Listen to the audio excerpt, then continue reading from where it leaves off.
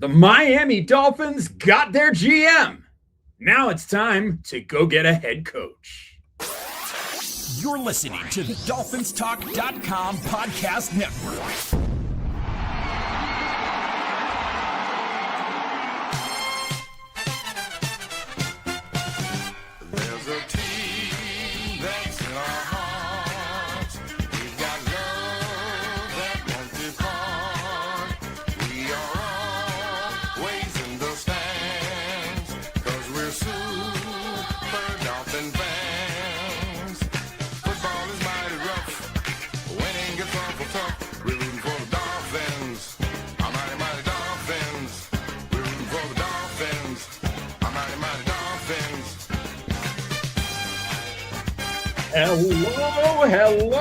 Hello, Miami Dolphins fans, and welcome to the Same Old Dolphins Show, part of the DolphinsTalk.com podcast network. I'm Josh Kotzker. With me today and every day is my brother from the exact same mother, Aaron the Brain. Aaron, say hello to the people. Hello to the people. How the world turns, or as the world turns. Is that the old soap opera, As the World Turns? That is correct. As the world turns. I feel like just when you look at the emotions that we have gone through over the past week. A week ago today, we were sitting here and we were frustrated and we were upset because it seemed like the Dolphins were going to keep Mike McDaniel. Not only were they going to keep Mike McDaniel, he was going to be forefront of the GM search. Fast forward a few days, Mike McDaniel fired. The next day, new GM in place. And now, just a week later, here we have ourselves, we sit here, and the Miami Dolphins have identified 7 candidates thus far to be their new head coach. And the offseason, well, baby, it's off and running. Yeah, it's exciting. I made this point. I don't know if I made this on the last show or if I made this in the Discord, because it all kind of runs together these days. But this is the most fun time to be a Dolphin fan consistently. The off season is when it's fun. It's always fun until the Dolphins start playing games, and then we're brought back to reality. And what's so fun about this is that the off season is where there is hope, and particularly an off season where you're mixing it up. You fired the GM, you've hired a new GM, you fired the head coach, you're gonna bring in a new head coach. It's the first time really since Parcells came in that you've really cleaned house and brought in like just a whole new staff to make decisions, and then they're going to bring in their own coach. That was obviously done a little bit differently. You could make the argument that there was hope back when we fired, I guess, Adam Gase, and then brought in Brian Flores, and, they fired Mike Tannenbaum, and Chris Grier was the new GM. But Chris Grier had been in the building and was already the acting GM for several years prior to that decision. So there is definitely this sense of we're doing it differently this time. We're doing it differently for the first time in over 15 years. And there's at least a chance that we're going to get it right. And so it's exciting. And now we're all, everybody's got their opinion on this is how it should be built. This is the direction that it can go. And the thing is, nobody's necessarily wrong. Like there's not one way to do this, but we're going to soon find out exactly the way that the Dolphins are going to be handling this. We know that they've hired their GM in Jon-Eric Sullivan, and he's got a history in being very involved as a team builder, focusing on that side of the organization, building through the draft, which was a staple of his time in Green Bay. And to me, it's very interesting to see how he does this. This is what I'll say about the coaching decision. And we'll go into the brunt of this show is going to be about the Dolphins coaching candidates, who we like better than who we don't like, and ranking them and all this stuff. It is a piece of the puzzle that no matter who they hire, they could hire the guy that everybody wants, and that would not be a bad hire, and it could still go horribly wrong. And they could hire somebody that none of us are thinking about, that none of us want, that everybody would say, this is not the best hire that you could have made, and it could go absolutely right. But the thing is now, for the first time in a while, we have no data points. And we can start collecting those data points and analyzing them. And I think it's fair that no matter what they do, I know we're all excited. And I think it's so easy as a Dolphins fan, particularly Dolphin fans that want to be excited about something. It's so easy to say it was a good thing that they fired Chris Greer. It was a good thing that they fired Mike McDaniel. It was a good thing that they hired Jon-Eric Sullivan. That no matter what they do, you're going to do the mental gymnastics to make that a good decision, in your opinion. And I think the most important thing that we can do as a fan base is look at every single decision that is made from this point on with a critical eye. I'm not saying to just that every decision is going to be made, you got to be super negative about it, but you should have a critical eye on it. And you shouldn't just accept it as, well, this was a good hire, therefore every move they make is the right move, because that's how you end up where the Dolphins have been for the last 25 years, is you just accept every single thing that they do as the right move. And then when it works out, you say, well, that's because this went wrong, and that's because this went wrong, and there's never any accountability. So just whatever the decisions are, let's analyze it. Let's look at it critically, and let's have fun with it. Absolutely. And I think it's important to note that just because you're looking at something critically doesn't mean that you're, crapping on it necessarily. Doesn't mean that you're saying this is a bad plan. It's just you're looking at it and taking all of the pros and cons. And I can promise you that whoever it is that the Dolphins hire as their new GM, there's going to be, or their new head coach rather, there are going to be some cons. And that's okay, because nobody is the perfect candidate. And I can tell you that even if the Dolphins end up hiring who is probably the number one guy on both of our lists once we get into it, that doesn't mean that there are no negatives in that decision. And we're going to get into all of that later on. So I think it's one of those things as Dolphin fans, especially us on this show, because we tend to take a more critical eye on every decision that is made. When you view something critically, you're often looked at as, being negative or overly negative about something. And that's not necessarily always the case. It's just, you're looking at it from all angles and you're trying to understand what it is that the team is trying to do.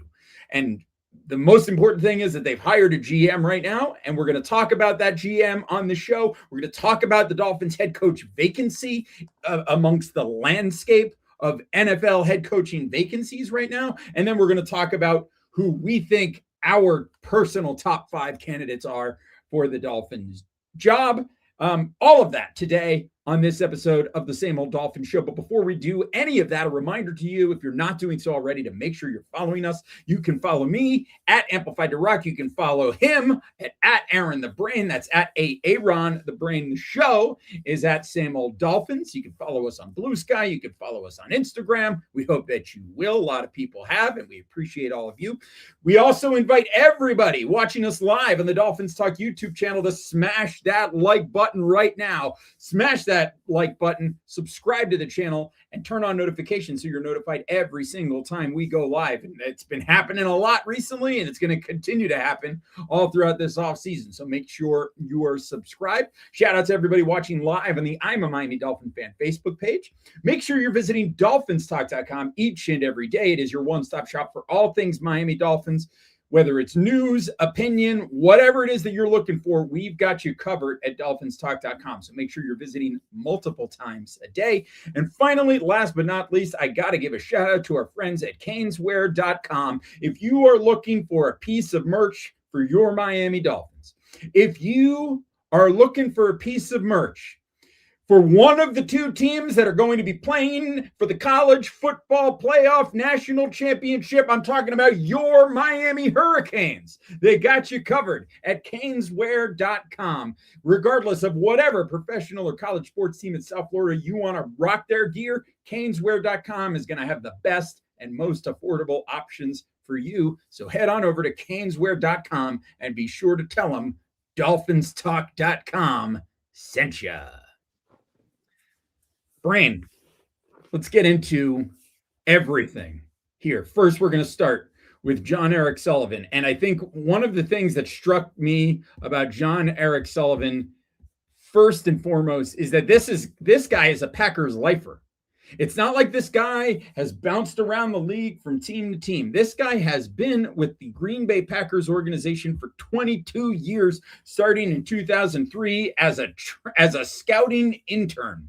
Okay, this guy has been with the Packers. He's worked his way up from a scout in football operations to a college scout in the Plains region to the Southeast region, so scouting those SEC teams. He was the director of college scouting, became the co-director of player personnel in 2018, and in 2022 became the vice president of player personnel for the Green Bay Packers, a role that he has held since then until he was hired as the Miami Dolphins general manager. This is a man that fits exactly to a T the description that we heard that the Dolphins were looking for in a new GM, somebody who is steeped in player development and player scouting, somebody who has the ability to draft and draft well. And when you look at these Green Bay Packers teams, and we know the season did not end the way that the Green Bay Packers would have wanted it to end this year, but when you look at that team and you look how that team has been built,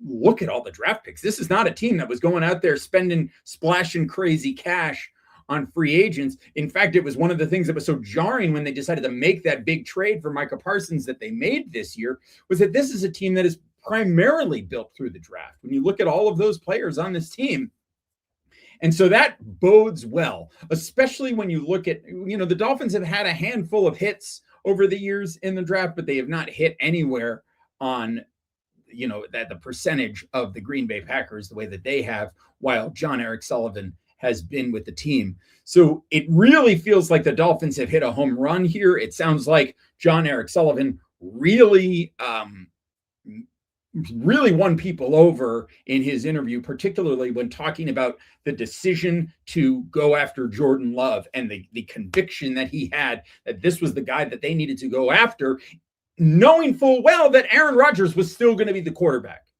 for another couple of years.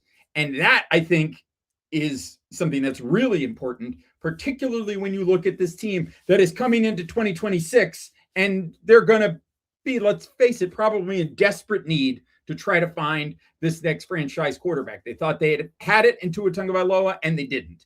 And so this team is in search of a new franchise quarterback, and it really feels like Stephen Ross and the rest of the Dolphins brass feel like Jon-Eric Sullivan is going to be the guy to bring that next franchise quarterback to Miami.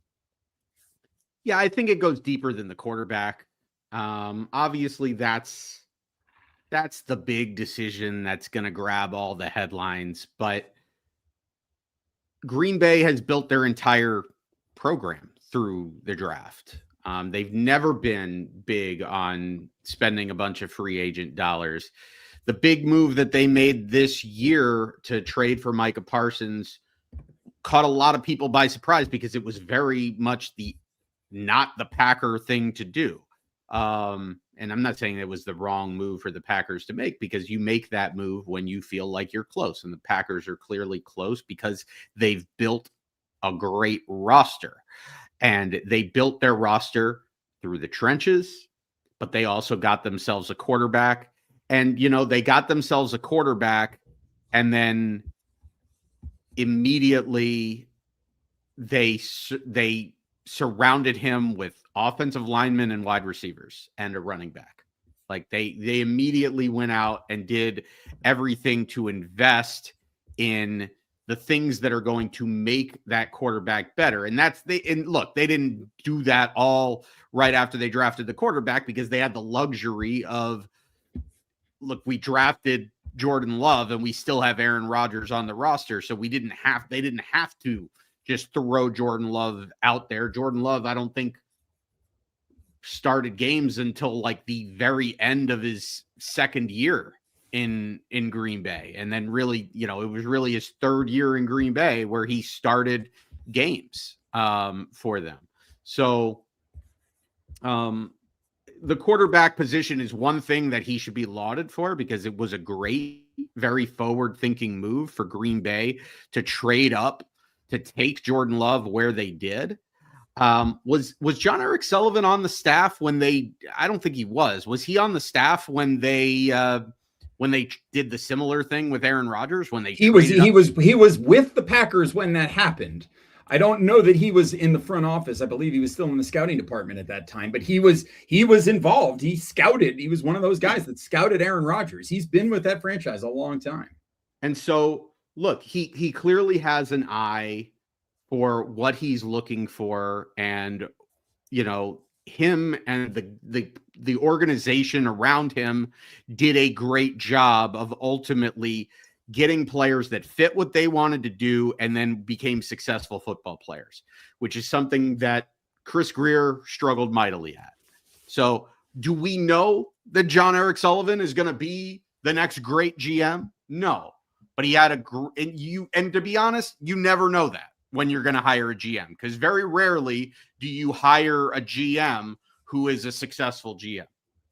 Because if they're a successful GM, they're probably on their team still. They're probably still employed by the same team that they've been a successful GM for. So you never really know, but he had a really great resume.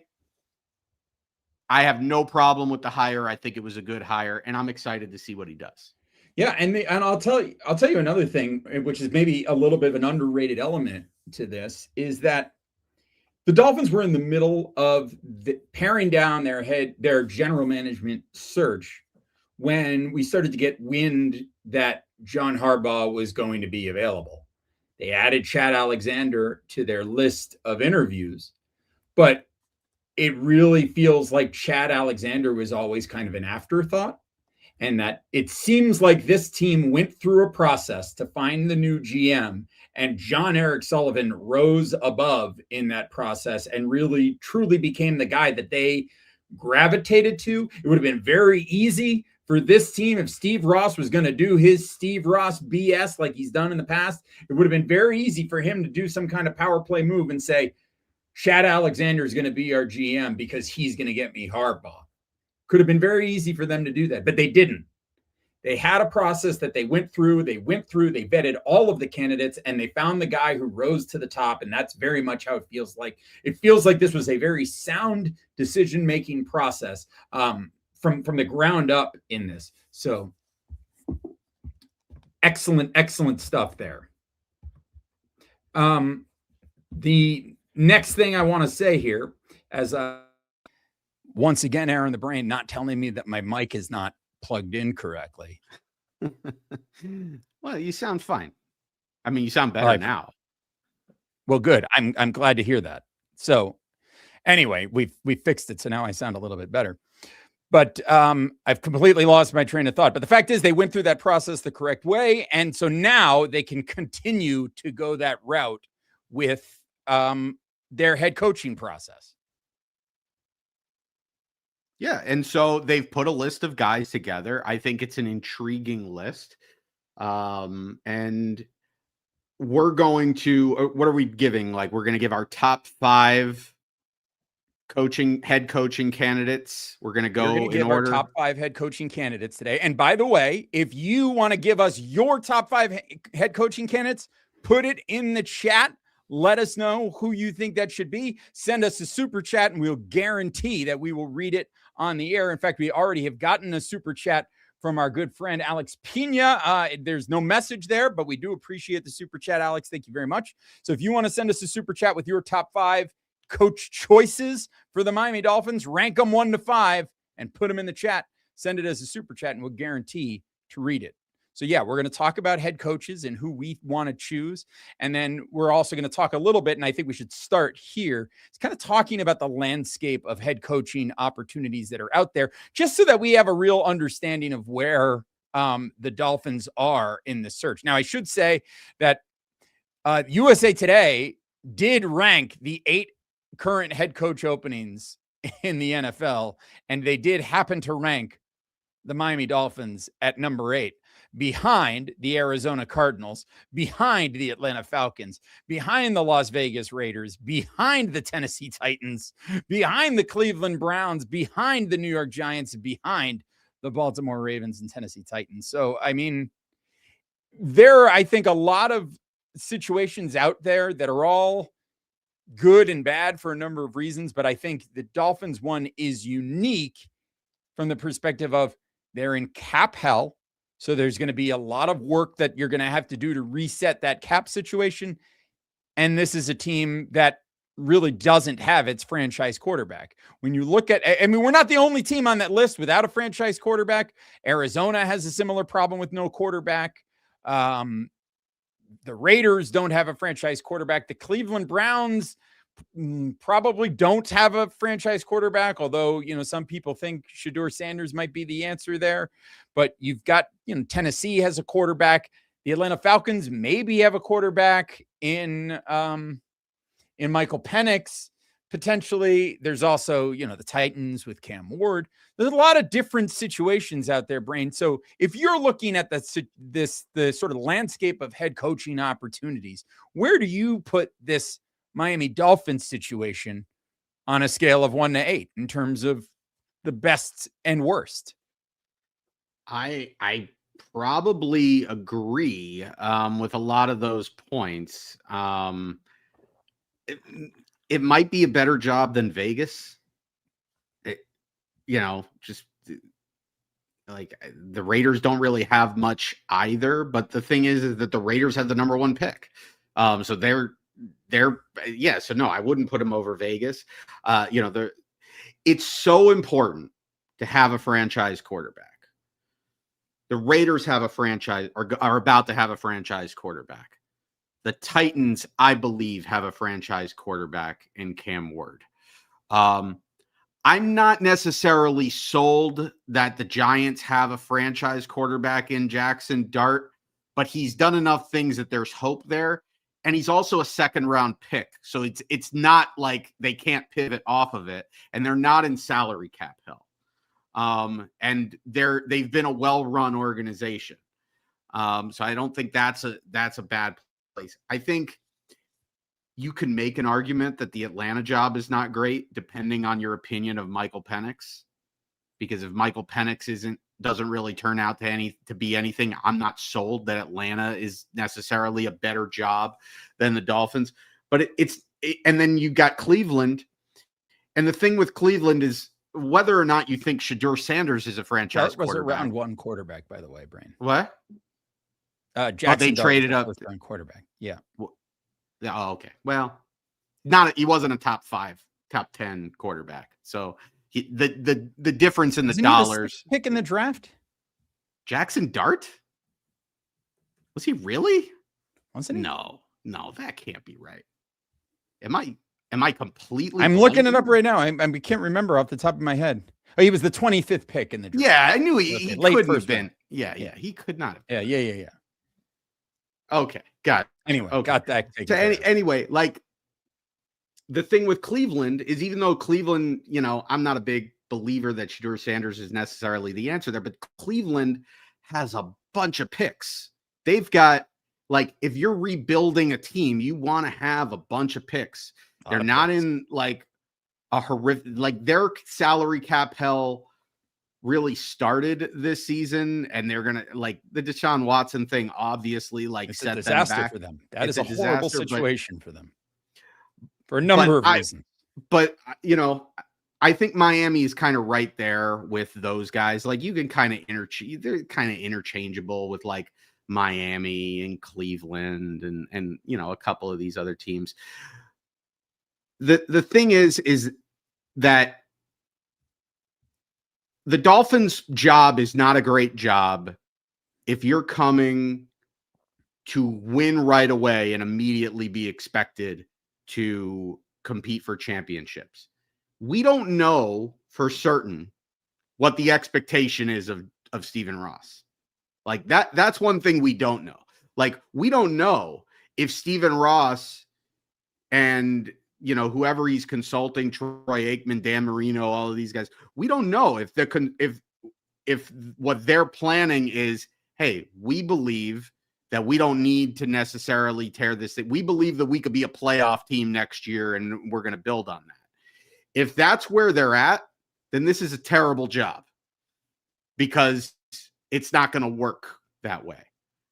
If they're under the belief that we've got a few pieces that we can build around, but we're going to admit that we're not close and that this is going to be a long build and we're going to build it the right way, which I hope is where they're at, then I think this is potentially a good job. It's not going to be a great job or a great fit for every coaching candidate. Yeah, it's certainly not. I would hope that Stephen Ross isn't bringing people in with the idea like, yeah, you're going to win a Super Bowl next year, because that doesn't seem realistic. But I think the idea is that this is a transition period for this new GM to come in and find the next head coach and to transition over these next couple of years. That I really truly believe that 26 is going to be a transition year. It's going to be the first year of taking your medicine with the Tua situation. And then you're moving into 27, where you're going to be able to, I think, start to really build something approaching a competitive roster. And so I think but I do think that a lot of what you do in this offseason is going to feed into just how competitive you're able to be in 27. The one thing that I think that makes this Miami situation unique and better than the face value things like the lack of quarterback and the salary cap hell, I think one of the things that kind of makes this position a bit better is that you would be getting in at the ground level of a new football operation. You're coming in with a new GM. You're coming in as the new head coach. It's the ground level of a new football vision for the franchise, something that this franchise has been missing for a really long time. And to have that opportunity and come in on the ground level of that, I think is a really unique opportunity and a way to really put your stamp on the team in a way that is deeper than you would be if you're coming in a situation like into Tennessee or into the Giants, where there are remnants of what was there before. And now you're coming in with to try to pick up those pieces. Miami, you're coming in at ground level. Yes, there are existing contracts and there's existing situations, but you're coming in at ground level from the complete football operation standpoint. Similarly, that's the situation in Atlanta, because they just hired Matt Ryan to be their president of football, which is like the most ridiculous job title I've ever heard. But that sounds like I'm at summer camp, and that's the title that I've given to myself as the organizer of all the touch football games. I'm the president of football. That's Matt Ryan. He's the president of football.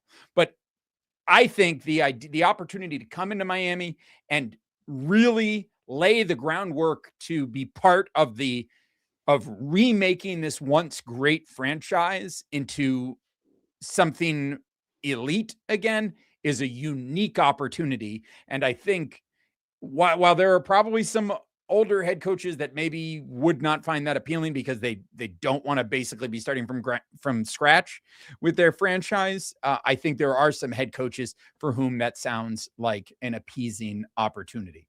So we're going to get into who we think those coaches should be. But first, let's talk about who the candidates, in fact, are for the Miami Dolphins right now, because I think that is something important in and of itself. We know at this point that the Miami Dolphins have had contact and conversations. While there is not all of these guys have scheduled interviews officially, we know that these are people that the Dolphins have requested interviews with. They are Kevin Stefanski, formerly of the Cleveland Browns. They are John Harbaugh, recently of the Baltimore Ravens. They are Clint Kubiak, offensive coordinator for the Seattle Seahawks. Jeff Hafley, defensive coordinator for the Green Bay Packers. Chris Shula, defensive coordinator for the Los Angeles Rams. And Robert Saleh, defensive coordinator for the San Francisco 49ers. We also got news earlier Monday evening that the Dolphins have requested to interview Kelvin Shepard, former Miami Dolphins linebacker, I believe, who is now the defensive coordinator for the Detroit Lions. So it is 7 men officially that the Dolphins, as of now, have requested interviews with. We don't know if that list is going to expand further. We don't know if that list is going to get smaller, but we know that those are the candidates at this point in time. We may talk, we're going to go through our list, and then maybe we'll talk about some of these candidates a little bit more in depth. But the first thing I kind of want to say is, well, let's just get right into it, because I imagine that on our list, this first guy is going to be the same on both of our lists. Who's your number one, Brian, for head coach for the Miami Dolphins? Your top choice? Got to be John Harbaugh. Exactly. It's John Harbaugh. John Harbaugh is the number one choice here, and I don't know that there's any reason. Like, the guy was the head coach at Baltimore for 18 seasons, and of those 18 seasons that he was the head coach, I think they failed to make the playoffs exactly 6 times. So 18 years and 2/3 of the seasons that he was there, they made the playoffs, including a year that they won the Super Bowl. He is the most attractive option. I think this is a man that understands how to build a winning football culture, clearly built something that worked there in Baltimore, and would be more than capable of doing it wherever he goes next. There's been a lot of reporting about John Harbaugh, and I guess my advice to everybody out there would be to not be so caught up in it that you're having mood swings with every piece of reporting. The reporting around this John Harbaugh situation right now is wild. You're going from, we've got people, the Atlanta Falcons put out a post today that they had interviewed John Harbaugh, and then you had a reporter from the Giants beat refute that they had actually interviewed the guy. The fact that they had had an interview with him. It is so crazy to look at. I think particularly when it comes to beat writers for the Giants and the Falcons, I think there's a lot of speculation going on right now, and a lot of people are trying to figure out an angle or figure out a story where there maybe isn't one in this Harbaugh situation. I think you just kind of got to let it play out, and we'll find out what the situation is. We know he's had meetings with the Giants. We know that he's had an interview already with the Falcons. We'll see where it goes. But at one point today, you had people in Dolphins land going, we've got no chance of landing Harbaugh, and I don't want to go down that road. I think it's a very real possibility still at this point. Certainly there are going to be teams that are favorites to land him, and then there are other teams that won't be. But I'm just going to say relax and don't ride the wave on that as much. If that's what you want to do, then, God bless you. More power to you. But I'm going to say take a step back as you do it. I want John Harbaugh more than anybody else. I think that would be that he's the biggest fish in the pool. He would be the best acquisition for the Dolphins when it comes to head coach. Brain, what are your thoughts on the Dolphins potentially hiring John Harbaugh to be the next head coach of this team? Harbaugh would be my top choice. Harbaugh is in a position where Harbaugh is technically being interviewed for these jobs, but the reality of these interviews is John Harbaugh is going to be interviewing the GMs. Because, John Harbaugh will go and watch film on the quarterbacks, and he'll watch film on these players, certain players that they have involved. But at the end of the day, and this goes for any head coach, the head coach has to have a belief and a vibe with the general manager.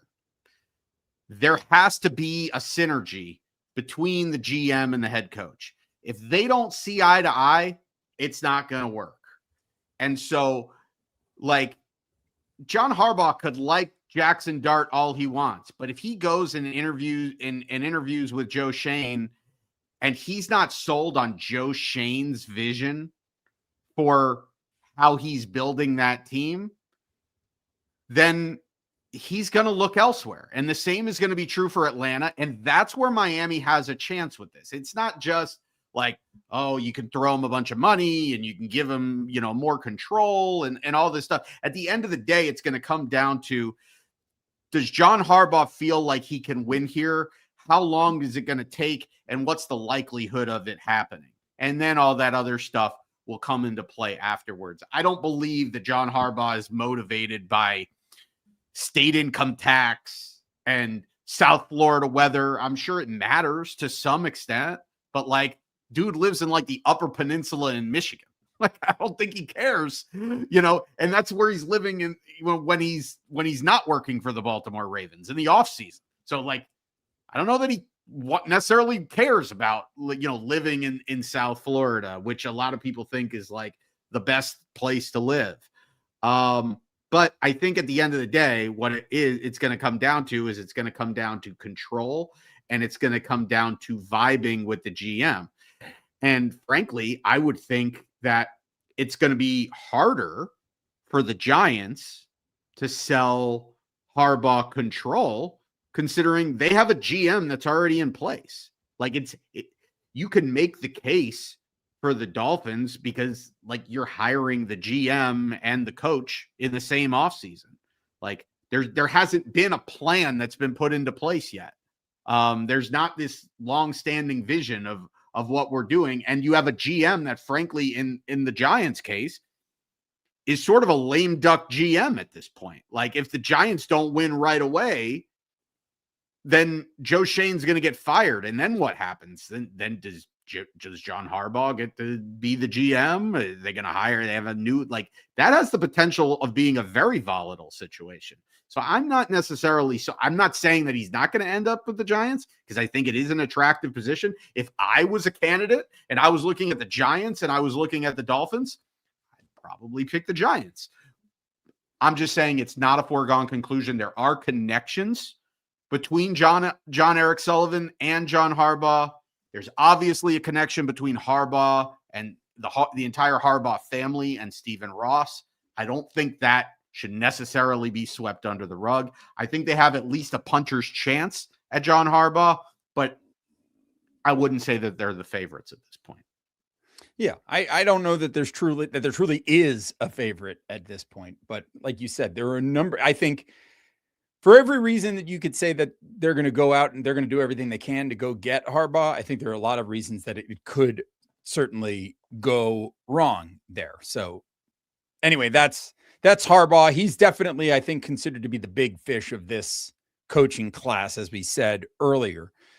Who's the number 2 on your list? Dare I ask, Brain? And I bet it's the same as mine. I don't think it is. It might be. I would put Mike McCarthy as my number 2. Oh, interesting. Okay, great. Let's talk about it. I like this. Mike McCarthy is in my top 5. He is number 3 on my list. So you have him number 2. I have him number 3. Why is Mike McCarthy the number 2 candidate on your list, Brandon? Mike McCarthy is the number 2 candidate because he has the best track record of the remaining candidates. He has the best resume of the remaining candidates. And before you go any further, I will tell you that there probably are some people who are in agreement with you that Mike McCarthy is number 2, but continue. Yeah, I would say without looking at the number of seasons, it's something like 15 seasons as a head coach. He won a Super Bowl with the Packers, with Aaron Rodgers. And then things went sour with the Packers. There was a breakdown in his relationship with Aaron Rodgers. In 15 seasons as an NFL head coach, Mike McCarthy has had 3 losing seasons. In 2 of those seasons, his starting quarterbacks missed significant time due to injury. And the only season where that didn't happen was his last season in Green Bay, where he had a bad relationship with Aaron Rodgers. He went from there. He ended up in where? Dallas? Dallas. He went to Dallas. And in Dallas, look, he never got them over the hump, but Dallas was consistently a top team while he was there. They were a physical team. They were a tough team. They were disciplined. They were a well-coached team. They did not get over the hump. There are a ton of examples of head coaches that were good head coaches with their first teams and then got fired for whatever reason. They couldn't get over the hump, and then went on to a second, and in some cases even a third team, and proved that they were still really good coaches. Some of them did get over the hump with their second team, like an Andy Reid or a Tony Dungy.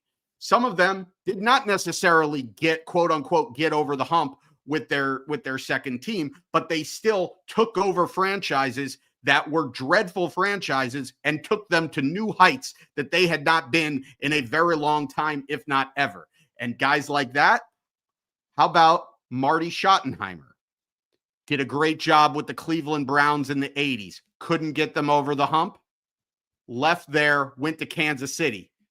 Got Kansas City, who was a terrible franchise before he took over. He got them very, very close. Top team for several seasons, but he couldn't get over the hump. I mean, mostly he couldn't get over the hump with the Browns and the Chiefs because he couldn't get past Elway, if we're being honest. And then when he got fired from Kansas City, he went to the Chargers, who were a dreadful franchise. And he had like a 12-4 record one season with the Chargers. He built the Chargers into a very good football team. Did they ever get over the hump? No. But he proved in every single place that he was that he was going to install a good program, have a well-coached physical football team, and it worked everywhere. Another guy similar to that, Dan Reeves, who left the Denver Broncos after making it to 3 Super Bowls and couldn't get over the hump. Went to the Atlanta Falcons, a dreadful franchise. Got the Atlanta Falcons to their only Super Bowl. Did they win it? No, they didn't win it. But hell of a job to get that team to the Super Bowl. It's just you're not a good coach on a team for as many years as he is without being a good football coach. Well, and the other, I just think there's a very high floor there. And like the worst thing that's going to happen with a Mike McCarthy is that he's going to be here for a few years and he's going to do the same thing that he's done with the Dallas Cowboys, which is he's going to get you to a certain point and he's not going to get over the hump. And what I would say is, fine, you fire him at that point and then you're a very attractive position and you're a lot closer than you are right now. Yeah, I mean, you look at Mike McCarthy, it's really, I mean, those 5 years that he was with Dallas, the only 2 years that, yes, he did lose in the wild card or divisional game, those 3 years that he made the playoffs with Dallas, but the 2 other years that he didn't were both years where he played at least half the season without Dak Prescott because of injury. He had the ankle injury that he broke his ankle. He pulled his hamstring in 24. So even the year that he got fired was because, first of all, he's working for Jerry Jones. Right. Second of all, he as a quarterback, a great quarterback. And I think if you're looking at the top 10 quarterbacks when fully healthy in the NFL, I think that Dak Prescott is right in that list when it just comes to pure ability.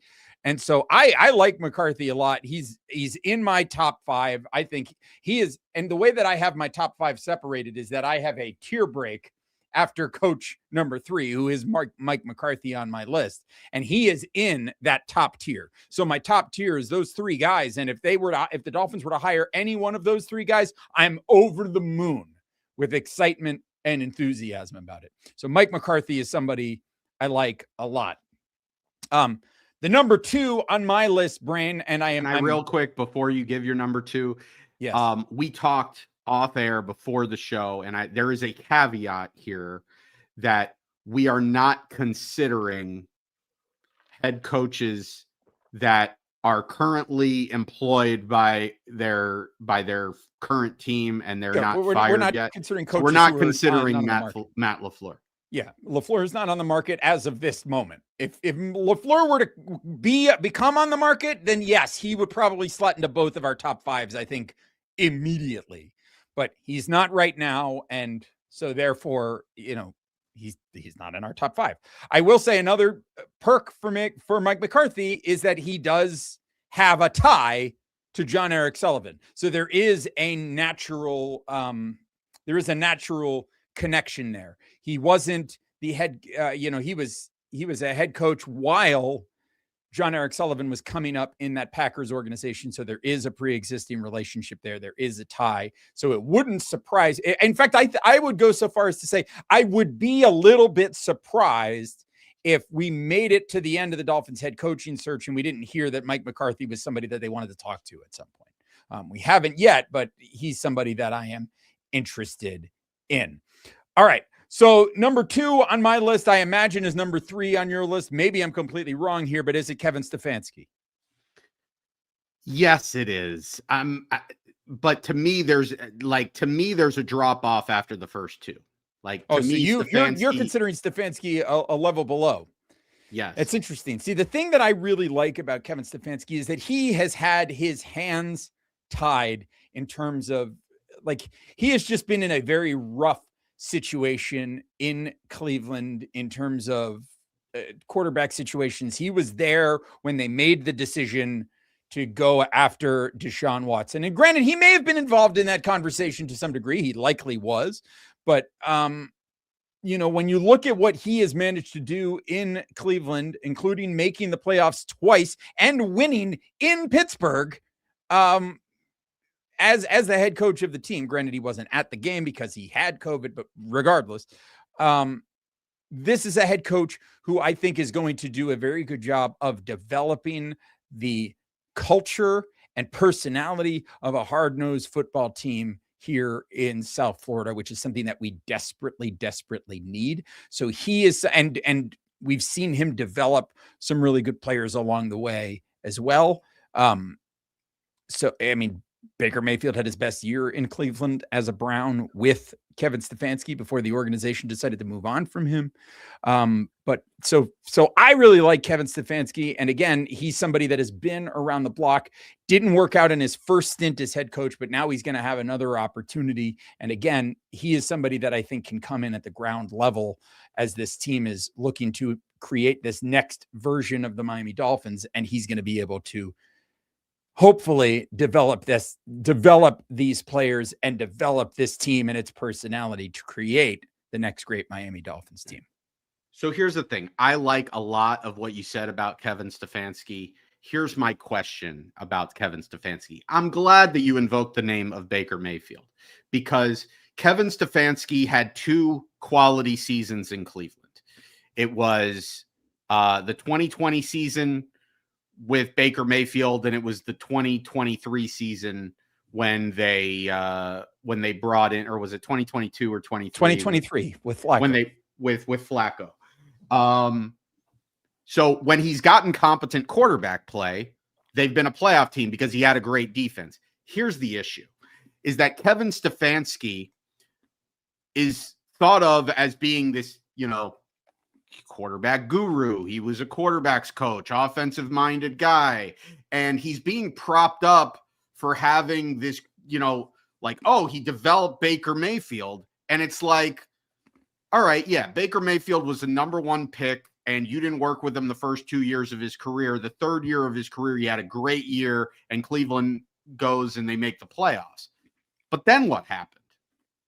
Then the next year, Baker Mayfield drops off significantly, and then ultimately the organization moves on from him. They go get Deshaun Watson, and look, I'm not going to sit here and tell you that Deshaun Watson is a good guy, and I'm not even going to sit here and tell you that he's a great quarterback. But I will tell you that when Deshaun Watson came from the Houston Texans to the Cleveland Browns, the reason he was paid what he was paid is because he was a very talented quarterback who had a significant level of success before he went to the Cleveland Browns. And Kevin Stefanski couldn't do anything with him. And Kevin Stefanski did a nice job with Joe Flacco, but he didn't develop Joe Flacco, especially the 2023 version of Joe Flacco. Like, Joe Flacco was being Joe Flacco. Like, that Joe Flacco's success in Cleveland had very little to do with Kevin Stefanski.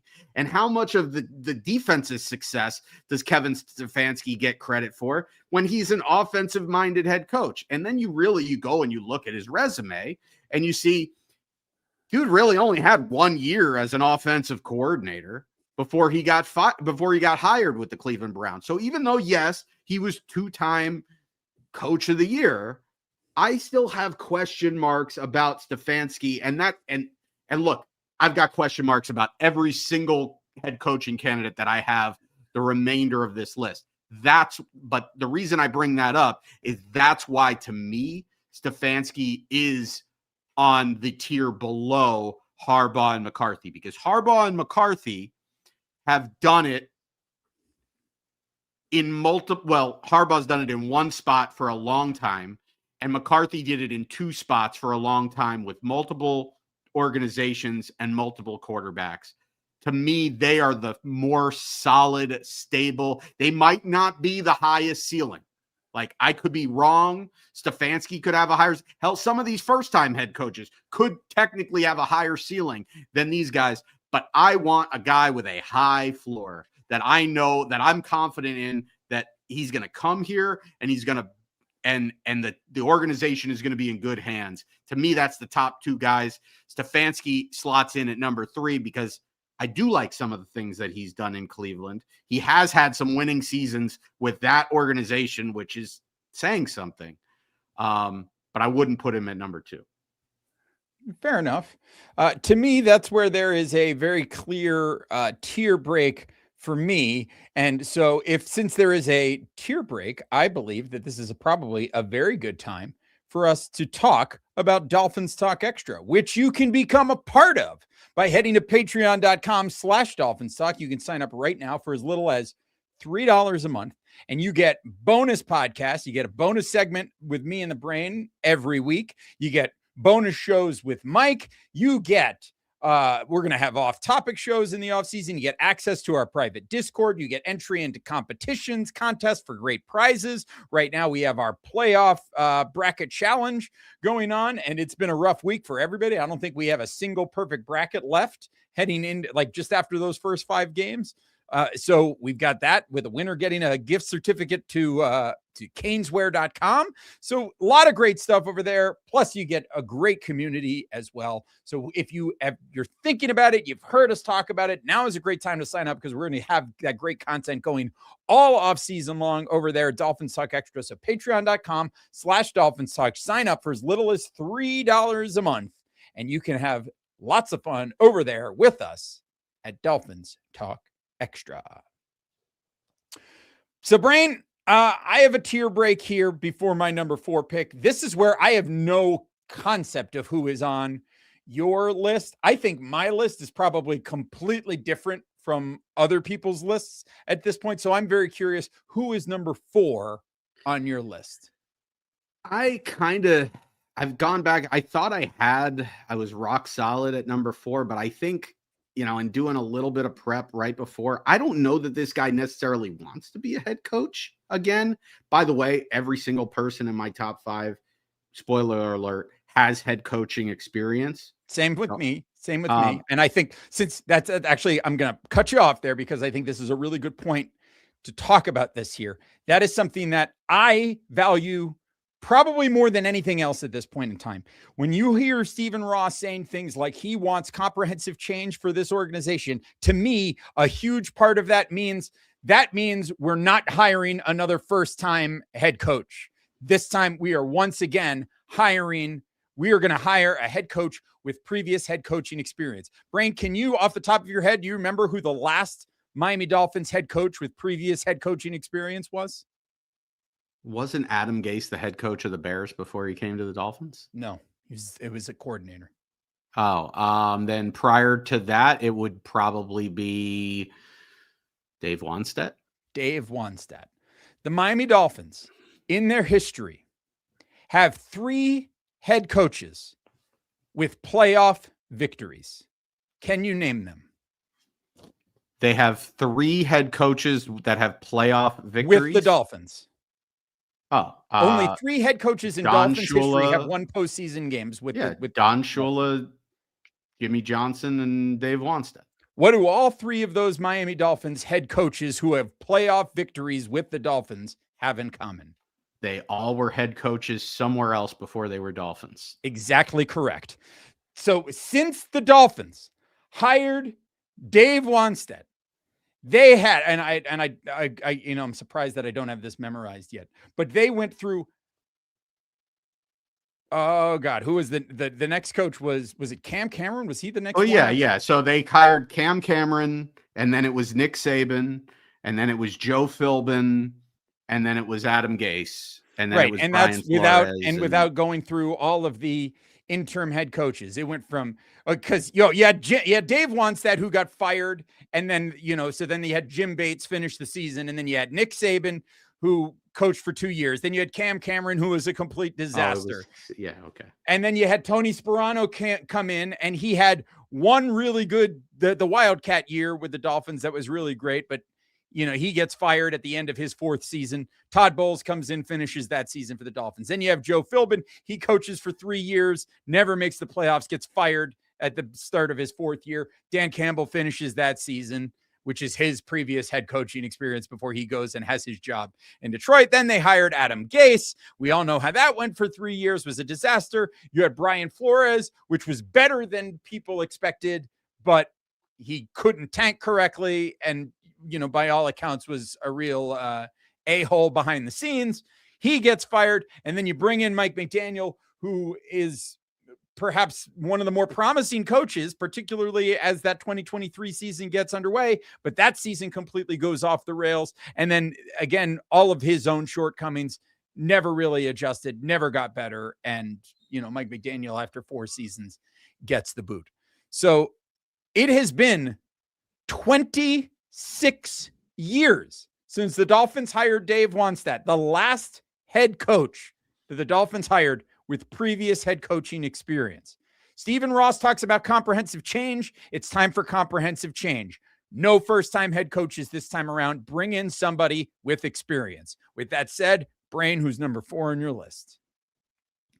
So number 4 on my list is a guy that here's the thing with the number 4 guy on my list is you could potentially get number 3 and number 4 as a package deal. Number 4 on my list is Jim Schwartz. Jim Schwartz had a not terrible run with the Lions. Another bad, like if you're grading Kevin Stefanski on a curve because he coached for the Cleveland Browns, then you got to grade Jim Schwartz on a curve for the time that he spent as the head coach for the Detroit Lions, because they were both poorly run franchises. But Jim Schwartz, everywhere that he's been since as a defensive coordinator, has been tremendous. And you talk about the success that Kevin Stefanski had in Cleveland. Much of his success was not because of his offensive mind and his quarterback coaching. It was because of the success of that defense. Well, who's been the defensive coordinator there since 2023? That would be Jim Schwartz. If Jim Schwartz is a highly respected defensive coordinator in this league. I'll tell you one other thing that you didn't mention about the advantage of not hiring a first-time head coach. These guys that have been head coaches before and have been around and have been head coaches, they were coordinators before they were head coaches, and then they lost their job, and then they became coordinators with other teams for other years. They've developed a lot of connections, and they have a lot of respect, and they can put together a staff. Exactly. And putting together a staff is so much more important than how good you are as a head coach or how good you are as a coordinator. Because Because at the end of the day, these first-time head coaches, you have no idea how they're going to be as head coaches. All you know is how good they are as a coordinator. But if they can't come in and put together a staff, then it's not going to work. All you got to do is look back at Brian Flores. Brian Flores is clearly a great defensive coordinator. The biggest problem that Brian Flores had here is not Tua, because they could have moved off. Yes, the Tua thing was an issue, but the biggest issue was that he couldn't put together a staff. I mean, they went through four offensive coordinators. Remember the co-offensive coordinators? They went through 4 offensive coordinators in 3 years. Eric Because 1 year they had 2 offensive coordinators. Not because they fired an offensive coordinator and then they brought in another offensive coordinator. No, they had co-offensive coordinators. Like, Brian Flores' biggest issue as a head coach wasn't that he, they might be related, because stories have come out about nobody wanted to work with this guy, but it's because he couldn't put a staff together. Jim Schwartz, I bet you can put together a staff. Absolutely. Because he's a highly respected coach. Yeah. So I like that pick of Jim Schwartz. My next pick is to answer the question in the chat, did the Lions ever make the playoffs with your precious Jim Schwartz? Which is hilarious because calling him the precious Jim Schwartz is funny. But yes, they did make the playoffs with Jim Schwartz in his second year with the Lions. I will say this because this next one is somebody that I think is probably not on everybody's radar. In fact, I haven't heard anything much about it. And he was somebody that at first I didn't like the idea of, but now that I've thought more about it, you think about the sustained time he had at one team. He's somebody that I believe would benefit from having a second chance. And he is still a relatively young guy in terms of being a head coach. And that's Jason Garrett. I think Jason Garrett, he was with the Dallas Cowboys for a very long time, and he led them to 3 very successful seasons. He was a huge thing with Jason Garrett is that he helped and really developed Dak Prescott while they were transitioning away from Tony Romo into Dak Prescott. He was a big part of that. I really liked that aspect of him. I think his ability to develop a staff, he was there for a long time. He was there for a long time working probably one of the hardest environments to be a head coach in because he was in Dallas, again, working under Jerry Jones. And I think if you can work in that environment, you're going to be able to work in a better environment, which is basically anywhere that isn't Dallas. So I think Jason Garrett deserves a second shot at being a head coach. And when I look at the guys on the market with previous head coaching experience, because again, that is trumping everything else for me, I think he is absolutely somebody the Dolphins should consider. And that's also leading me to my 5th choice, which again is not on anybody's radar, at least in terms of the conversation that I've heard. And I'm going to start on this one because he is somebody who has proven to be one of the very best defensive minds in the game, but nobody's talking about him. But I would like to see him get another shot. Steve Spagnuolo. Ooh, okay. Call him up. Bring him in. It's been a long time since he spent that time with the Rams, and famously was a pretty bad head coach with the Rams. But with all of that time he has spent in Kansas City, working with Andy Reid, going to all of those Super Bowls, I believe that this is a guy who is going to run a much better operation than he did when he was with the Rams and when he had that interim gig with the Giants. Give me Steve Spagnuolo. He's my number 5 choice as a prospective head coach. My number 5, and I think the Spags choice, I thought about him because he does have head coaching experience, but it was so bad. It's like, I want somebody, and like, he's obviously a great defensive mind, and he's like Super Bowl pedigree with 2 teams. I think he's a great defensive coordinator, but I don't know. He doesn't excite me. I wouldn't hate it. I think it'd be very interesting. I think You definitely have a good coach. I just don't know if it would work. I'm thinking of somebody now, still head coaching experience, a little bit younger, has the gravitas of being a leader, and it didn't work out for him in his first go around as head coach. But again, that's because he was the head coach for a terrible organization, an organization that, dare I say, has been on par with the Miami Dolphins, if not maybe slightly better, maybe slightly worse, depending on what you think about it. And that's the New York Jets. I'm taking Robert Saleh as my fifth guy. I like it. I think Robert Saleh got a raw deal. I agree. I definitely think he got a raw deal. Not that he doesn't have shortcomings, but yes, I agree that he got a raw deal in New York. I think Robert Saleh is a great defensive coach. And I think that he brings to the table a lot of what you'd want in a football team: to be tough, to be physical. I think his players play hard. His players liked playing for him. But he had a clown of an ownership, and he had, he had no quarterback for 2 years. Just no quarterback for 2 years. And then the year that they were supposed to be really good, Aaron Rodgers gets hurt on the team's first drive. So he's got no quarterback there. He got the Jets to the point where the Jets were respectably in a playoff race with no quarterback and no semblance of an offense. I believe that if Robert Saleh could come in, and look, we're not in the interviews. We don't know, how these guys are going to answer certain questions. But my question to Robert Saleh would be, hey, if you came in, who would your offensive coordinator be?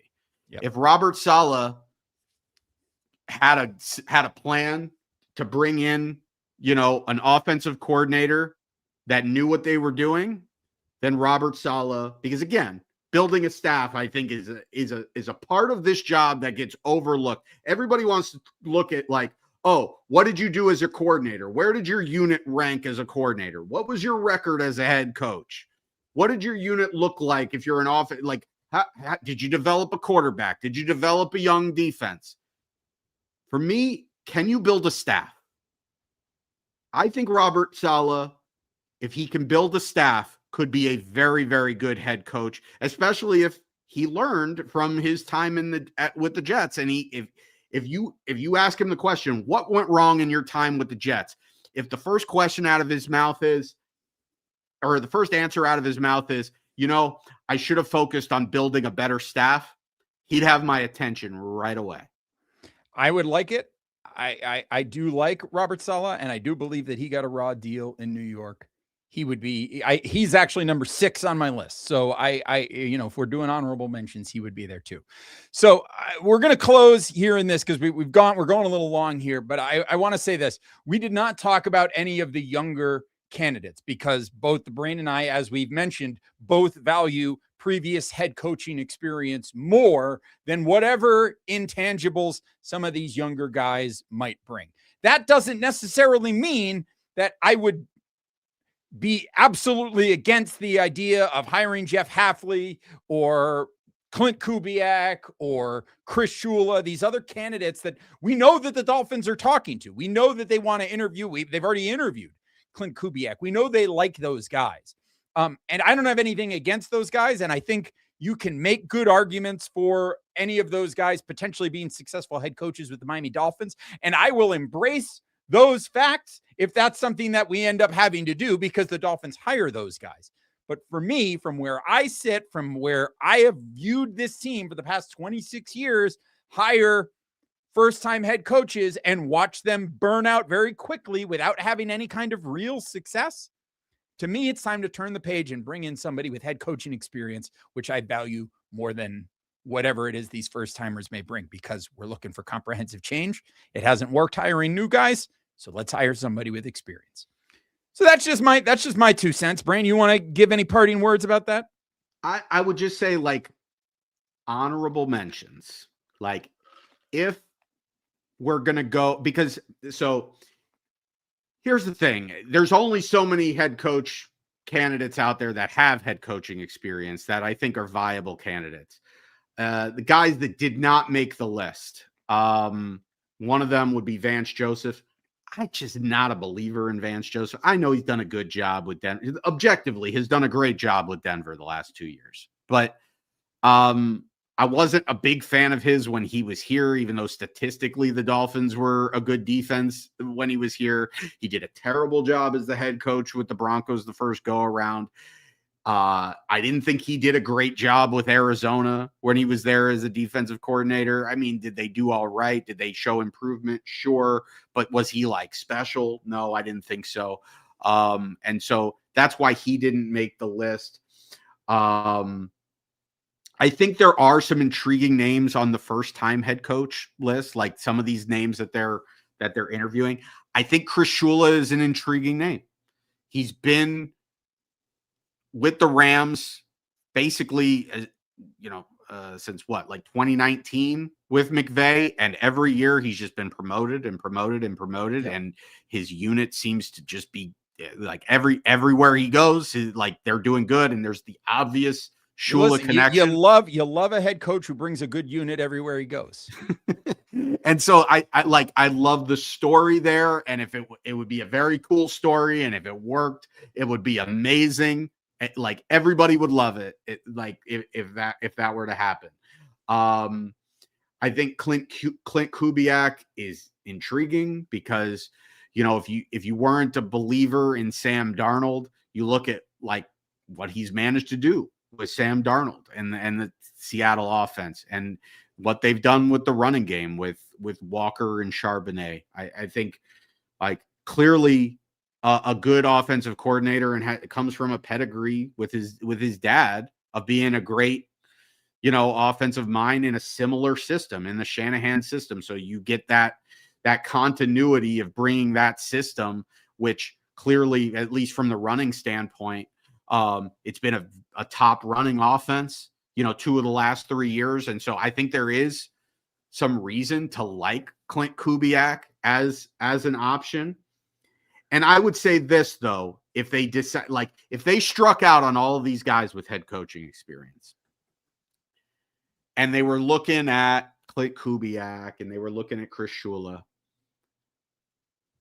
I'm not going to die on this hill of you should hire Anthony Weaver. But here's the advantage in my mind if you strike out on your candidates and you're going to hire a first-time head coach just promoting Anthony Weaver. Number one, I thought the defense was, while it wasn't amazing, in 2024, it was solid. And he got a raw deal of trying to coach this defense in 2025 with the way things started, with the way this thing was just pieced together. Yeah, it was thrown together late. It was, yes. Yeah. And the defense consistently showed improvement and played extremely hard for him. But that's not even the biggest thing. The biggest thing is that if you strike out on your coaching candidates, Stephen Ross don't want to fire a head coach. We clearly know that. So taking a coach that's been in here for a couple of years, that you have 2 years of evidence on, if you promote him, you don't need to give him 4 or 5 years. You could, like, if it doesn't work in a year or two, it's a lot easier for Stephen Ross to pivot from this guy, because you could say, he's been here for 4 years. The defense hasn't evolved the way we want it to evolve. And then you can move on from him. Whereas if you hire a Chris Shula, or if you hire a Clint Kubiak, these guys are going to be here for 4 or 5 years because Stephen Ross ain't going to want to fire. Yeah. And so if it goes wrong, if it goes left, you're going to be stuck with them. Yeah. I'm pretty much not interested in having anybody that was part of the previous regime. And that's fair. Fair. So I'm all set. I'm all set with that. Anyway, as Mike says, good luck with Ross firing a Shula. Yeah, absolutely. So that's how much more reason not to hire him. But he'll sell the team before he fires Chris Shula. Yeah. Well, we'll cross that Maybe bridge. that's the pathway. Maybe the last thing we get. I think I just talked myself into hiring Chris Shula. Is that you hire Chris Shula? He's so bad, but Ross can't fire him, so he sells the team. Oh, that's a good argument for me. I'll take it.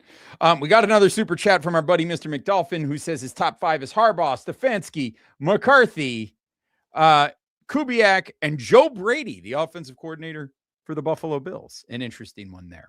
Well, that's going to wrap us up for this episode. We will be back later this week. Again, I don't know if we're going to be back this week on the free side, but we'll absolutely be back later this week for our subscribers over at Dolphins Talk Extra. So if you haven't signed up at patreon.com/DolphinsTalk, now is a great time to do it. A reminder to everybody to smash that like button, subscribe to the channel. Thank you for listening. Thank you for watching.